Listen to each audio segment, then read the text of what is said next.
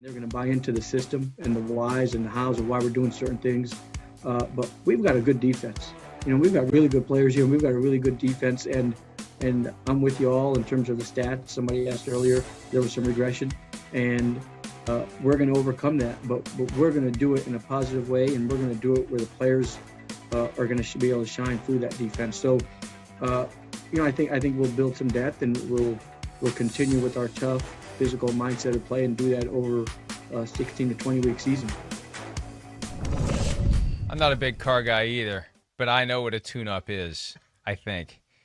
Do they even still do the tune-up? The tune-up was, I don't know what the tune-up is. You know what the tune-up is? The tune-up is a way for the mechanic to charge you a lot of money to just open the hood and make sure everything's okay. I think that's what a tune-up is, Shireen. Replace the spark plug, maybe? Yeah. Something about belts and filters and Johnson rods, and I don't know. I don't know. All I know is how to drive it. I really don't care what goes on under the hood as long as it goes on. Then I'm fine with it. All right, will it go on under the hood for the Bears defense? We're going to do a little buy and sell of various defenses that may be in a state of flux on this Tuesday edition of PFT Live. And let's start with the Bears. Sean Desai, you saw him there, the new defensive coordinator, a Vic Fangio disciple. Mike Pettin, released by the Packers, landing in the division with the Chicago Bears as a senior defensive assistant. Intriguing times for the Bears defense. And Miles Simmons and I were talking about this last night. The Bears offense is going to be the biggest impact on whether or not the Bears defense is any good, because the better the offense, the better the defense. Are you buying or selling the 2021 Bears defense? I'm going to buy it, Mike, because when I look at defenses, I start, and this is the Bill Parcells philosophy, with what they have as pass rushers. And they've got one of the best in Khalil Mack. And look, he's got to play better than what he has. 2018 was really his last great season when he had 12 and a half sacks and 18 quarterback hits, and he hadn't done that over the last 2 years. But they have him, and they have Robert Quinn. To me, a problem has been coaching for them. They haven't been the same since Vic Fangio left. Over the last 2 seasons, they have 67 sacks, which is 22nd in the NFL. They have 20 interceptions, which is 25th in the NFL. They have fewer fumble recoveries. They just haven't been good at forcing turnovers and making sacks. And they have the players, I think, to do that. They have to put them in position to do that. And Sean Desai has been there and seen it and knows how Vic Fangio did it. And I think with some tweaks, he can make this a really good defense again. The Bears are built on their defense. We remember all those great defenses that they had. I mean, this is a defense just a few years ago that's one of the best in the NFL. And they haven't been that over the last 2 years. So I'm buying this defense. I think they can be better with some good coaching. Eddie Goldman, defensive lineman, expected back after opting out in 2019. It just occurred to me, will they be giving guys an opportunity to opt out again in 2020? I can imagine that some guys may just want to wait until this pandemic's completely over. We just assume they're all going to flock back, and we also assume the teams are going to welcome them back. We've already seen Chance Warmack cut by the Seahawks right after the Super Bowl. He opted out for all of the 2020 season. And there should not be any resentment, any retaliation, any you weren't with us last year, so we're not with you this year. But some of these old school football coaches, you can't rule out a little bit of that. Hey, we could have used you last year, and I'm not happy with the fact that you chose not to play because you were wrong, we were right, it worked out. That's a dumb way to look at it if that's the way anyone looks at it. Akeem Hicks needs to be healthy for that Bears defense and the pass rush to be all it can be and for the Bears to be able to stop the run. But, I'm going to say it's too early to tell on buying or selling the Bears defense because we don't know who the quarterback's going to be. We don't know what the offense is going to be. Right. If the offense is crap, the defense will follow. And if the offense is good, the defense is going to be much better. So the sooner we know, and I don't know. Look, there's plenty of names out there, plenty of guys available. But is there really someone that you look at that you say, the Bears go get that guy and I'm going to feel entirely different about the offense? Someone who's actually available. There's plenty of guys that they could get that you would say, wow. I mean, they're not going to trade for Deshaun Watson, are they? I think it makes it even harder to trade for Deshaun Watson when you could have had him 4 years ago. I think it makes it harder to give stuff up to go get him now. I don't see them trading for Russell Wilson either. I don't think they're going to get somebody that's going to make us perk up and say the Bears are a force this year. Do you? No, well, Mike, I started doing our free agent list last night or yesterday, and you have Dak Prescott number one, but we obviously all think that the Cowboys are going to franchise Dak Prescott, and then if there's a fall off, like last year we were talking about all these free agent, you had Tom Brady, you had Phillip Rivers, you had all these guys who are free agent quarterbacks. You go down, my next quarterback was Jameis Winston, and he was way down the list, and you may say he was way too far down the list because quarterbacks always go higher than we think they do. It works the same way in the draft because they don't have them. And you look at Jacoby Brissett, he's on the list. I mean, the Colts don't even want him back. To me, there's just not a great list of free agent quarterbacks. It would have to come in a trade. Andy Dalton, does that do anything for you? I just don't see a guy that the Bears, I'm with you, that they can go get, that I say that this offense is significantly better. And I hate to say this, but Mitchell Trubisky might be their best option just because he knows the offense. He's been in it. And if that's the case, Bears fans are going to hate that, and the media is going to hate that, and everybody's going to hate that. But I just don't see a good option out there unless they can get Deshaun Watson to come there. That's, to me, the only upgrade they have. Jameis Winston, is he an upgrade for them? Possibly, depending upon what they can do with him. If that stuff in Tampa Bay, especially the last year, was a product of no risk it, no biscuit, and Jameis Winston throwing the ball up for grabs and having 30 interceptions, he still had more than 30 touchdown passes. Yeah. So it's going to be hard to sell any of the guys who are available to the Bears fan base. And maybe that's why they're interested if they are in Carson Wentz, because compared to your other options, maybe he's not that bad if he turns it around, if he proves that last year was an aberration. All right, the Detroit Lions, NFL worst points allowed per game last year, 32.4, worst in yards allowed with 420. Aaron Glenn is their defensive coordinator. They're going to bite some kneecaps, as previously discussed. Are you buying or are you selling the kneecap-biting Honolulu blue and silver Detroit Lions defense? Well, that's my guy, Aaron Glenn, so how can I not buy him, Mike? But are they going to be great? No, absolutely not. But I do think they'll be better than what they were last year simply because they can't be any worse, right? I mean, they were awful last year. And, they look confused, is what Aaron Glenn said, which is an indictment to me on Matt Patricia and what they did with that defense. So maybe he can put them in some positions to make some plays. I mean, you have Jeff Okudah, who they passed on quarterbacks there to take him with the number 3 overall pick. He didn't live up to that number 3 overall pick last year, but Aaron Glenn loves what he has with him at corner. That's a starting point, but they need to add something to that. They've got a lot of free agents. Their top sack leader, Romeo Okwara, is a free agent. He had 10 sacks and 11 tackles for loss last season. They do have Trey Flowers. They have some parts to build around, but there's not a ton of talent over there. They've traded all that away. We saw the 2 safeties they had that were fantastic. They've traded them away, and this is a team that's rebuilding, Mike, and it's going to take some time, which is, of course, why we've talked about Dan Campbell getting a long contract. Well, and I'm selling because we had multiple years of Patriot Way mentality as they tried to compile players who would do things the way that Matt Patricia wanted them to be done. Now they're looking for a different type of player, and there's only so much you can do in one offseason to fix a team.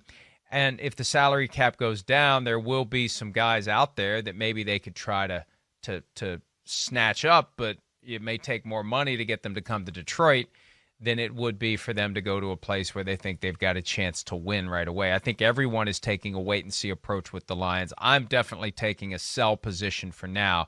Next year I may feel differently. For now, definitely not. New York Jets, Robert Saleh, the successful defensive coordinator of the San Francisco 49ers, in as the head coach. Last year, the Jets were 24th in yards allowed by their defense and 26th in points scored against their defense. Are we buying? Are we selling the New York Jets? Well, Mike, I feel the same way about the Jets as you feel about the Lions. Robert Saleh is one of the best defensive coordinators in football. I think he's going to do a great job eventually.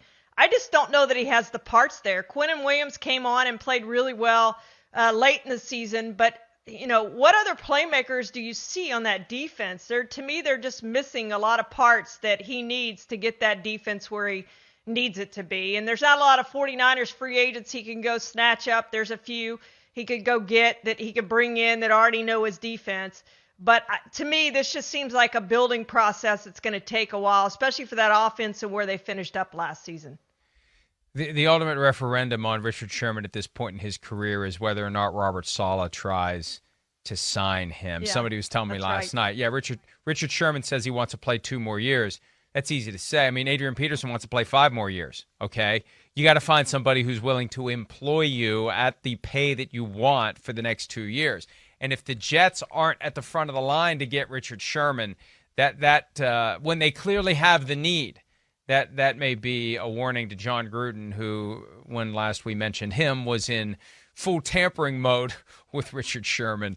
We'll see how that one goes out. I'm gonna do a soft buy, just because I believe that Saleh can come in and take whatever they have and give it the right kick in the butt and make it better than it otherwise is. So it's going to seem better, but I think it's a couple of years away from being what it needs to be. LA Chargers hiring Brandon Staley, the defensive coordinator of the Rams, staying in the same stadium to take over the Chargers. 10th in yards allowed, 23rd in points allowed. Derwin James didn't play at all last year. Joey Bosa still has periodic injury issues, but he's clearly one of the best pass rushers in the NFL. They've got some great interior defensive linemen. Linval Joseph was excellent in his first year with the team. They have the guy from Notre Dame who was a first-round pick, Jerry Tillery, from a couple of years ago, who's played well. Are you buying or selling that defense? I'm buying a Mike. And again, I think it starts with the pass rusher and Joey Bosa, and they have that in him. But this was a decent defense, a top 10 defense last year. I think this is a team we've talked about a lot that was better than what its record indicated. There aren't many teams you say that about. I definitely say that about this team. I think with coaching, they're even better. With the return of Derwin James, assuming he can return back to his all-pro level. We haven't seen that in a couple years. If he can do that, I'm buying this. I think this is going to be a good Chargers team. I think they're going to contend in the division. I don't know that they're as good as the Chiefs right now, but I certainly think they have a chance to get into the playoffs this year with just a little coaching, because they got some things to build around on both sides of the ball. So I'm buying this team and I'm buying this defense. Yeah, I agree with you. Buy the team, buy the defense. And look, I think one of the reasons why the Rams did what they did in the flip-flop of quarterbacks for Jared Goff and Matthew Stafford, they know what the Chargers are putting together. And I don't think they thought they were going to lose Brandon Staley after 1 year. And my guess is Sean McVay didn't want to have to go out and hire a new defensive coordinator. He liked what they had going on defensively. The Rams were worried about the Chargers. I know people say, they only play each other once every 4 years in the regular season. They're not in the same division. They're not even in the same conference yet, but they're in the same city. And there's only so much time that people in Los Angeles are going to devote to NFL football. So they're going to pick one team or the other. You got most cities, you got one team to choose from. LA, you got 2.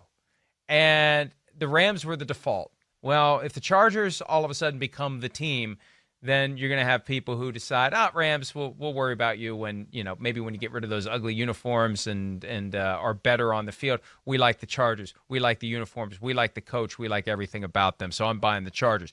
Rams, let's stay there. Raheem Morris in for Brandon Staley. We mentioned Aaron Donald and Jalen Ramsey earlier in the program. NFL best in points allowed with 18.5, and also the top defense for yards allowed, 282 a game. But they were torched by Green Bay in the divisional round. Are we buying or selling the Raheem Morris defense in Los Angeles, Shireen? Well, I think anytime, Mike, that you have the number one player in football, and I think Aaron Donald is that, and the fact that he doesn't play the quarterback position obviously lowers him down behind Patrick Mahomes and Aaron Rodgers and Tom Brady and some others. But when we talk about non-quarterbacks, he's the guy, right? And Jalen Ramsey's the best cornerback in football, or if not the best, one of the best. We can argue whether he's the best or not, but he's certainly right up there in the top 2 or 3 in football. So when you have those two guys, it's a good place to start. They were number 1 overall this year. I just think that they'll get it done again with Raheem Morris. The problem for them is they have a ton of free agents. Leonard Floyd, Troy Hill, John Johnson, and we know they don't have much money to re-sign those guys. And you look at all the defensive touchdowns they had, that carried them in the game against Seattle in the postseason. That defense did, scoring those touchdowns and the way they did it. They did that all year long. You think back to all the games where they scored defensive touchdowns where their offense just didn't do very much, and it made a difference. And I don't know if they're going to be able to make all those plays defensively that they made with scoring and setting up short fields, but I think they know how to get it done on defense with Aaron Donald and Jalen Ramsey. And we have those two guys, Mike. It's a great place to start. Other guys are going to want to play on that defense to play with those two guys. $22 million in dead cap money attributed to Jared Goff, which makes it hard to have a great team on the field. And when you give away your first-round draft picks, you give away the opportunity to have a guy locked in for 4 or 5 years at a reasonable salary. Another flaw with this idea of having no first-round picks from 2017 through at least 2023. My goodness, Rams. Oh, well. One more. And I'm going to pick one of these three. We got Dolphins, Bucks, Patriots. Let's go Patriots, because I'm buying the Dolphins. Yeah. I'm buying the Bucks. Are you buying the Patriots for 2021? Well, we talked about the opt-outs. Are they going to come back? Yeah. Is Dante Hightower going to come back? Is Patrick Chung going to come back? Is Stephon Gilmore going to be injury-free this next year? I guess I'm buying them simply because you got Bill Belichick calling the shots, Mike. But I do have questions about those guys if they're going to come back. If they come back, yeah, I think they're as good or better than what they were this past season. They were 15th in total defense and in yards allowed. I think they can be better than that defensively with Bill Belichick and with some additional parts. He does amazing things with that defense. We know that. That keeps them in games. It kept them in games this year. I'm like you.